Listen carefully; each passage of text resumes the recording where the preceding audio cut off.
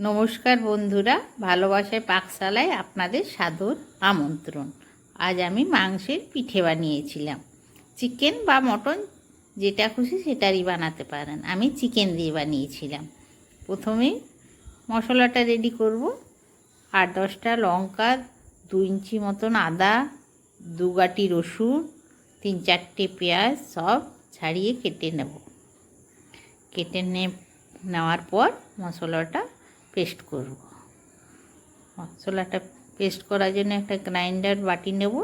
তাতে জিরে, ধনে, লঙ্কা, আদা, রসুন, গোলমরিচ, 4-5টে শুকনো লঙ্কা সব কিছু দিয়ে বেটে নেব। একটু ঝাল ঝাল হবে, তো ঝাল ঝাল না হলে মাংসের পিঠে খেতে ভালো লাগে না। সব কিছু বেটে নেওয়ার পর তারপর একটা বাটিতে উষ্ণ চালটাও বেটে নেব। চালটা আমি 4-5 ঘন্টা আগেই ভিজিয়ে রেখেছিলাম। চালটা দুবারে আমি বেটে নেব। 2 কাপ মতন আমি চাল ভিজিয়েছিলাম।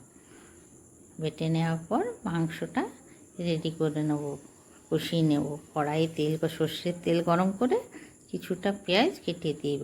আর মশলাটা যেটা বানিয়েছিলাম সেটা অর্ধেক দেব। নুন, হলুদ ও কিমা করে রাখা চিকেনটা দেব। সব কিছু দিয়ে ভালো করে চিকেনটা কষিয়ে জল দিয়ে সেদ্ধ করে নেব। মাংস তো না সেদ্ধ করলে আঁশটে গন্ধ করে। ভালো করে সেদ্ধ করে তারপর মাংসটা এদিকে ঠান্ডা হতে দিয়ে দেবো। তারপর আমি একটা বড় বাটিতে চালের ব্যাটারটা নেব ও অর্ধেকটা যে মশলাটা রেখেছিলাম সেটা দেব। কিছুটা কাটা পেঁয়াজ দেব, নুন, হলুদ, সামান্য চিনি ও ঠান্ডা করে রাখা চিকেন কষাটা দিয়ে দেবো। সব কিছু ভালো করে মিশিয়ে নেব একসঙ্গে, যাতে সব ভালো করে মিশে যায়। সব কিছু মিশিয়ে নেওয়ার পর একটা ননস্টিক তাওয়া নেব, সেটা গ্যাসে গরম হতে দেবো ও সামান্য সর্ষের তেল চামচে করে ছড়িয়ে দেবো। তারপর ব্যাটারটা একটু 2 হাতার মতন দিয়ে দেবো, চারিদিকে ছড়িয়ে দেবো তাওয়াটায়। তারপর ঢাকা দিয়ে দেবো। 5 মিনিট ঢাকা দেওয়ার পর খুলে সামান্য উপরে সর্ষের তেল দেবো। তারপর এইভাবে এপিট উপিট করে ভাজবো। যারা জানেন বানাতে তাদের তো শেখানোর কিছু নেই, যারা জানেন না তারা দেখে নেবেন।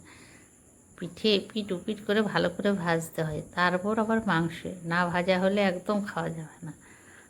মিডিয়াম আছে ভালো করে লাল লাল করে ভেজে নিতে হবে। এর স্বাদ অসাধারণ, আপনারাও বানিয়ে খাবেন।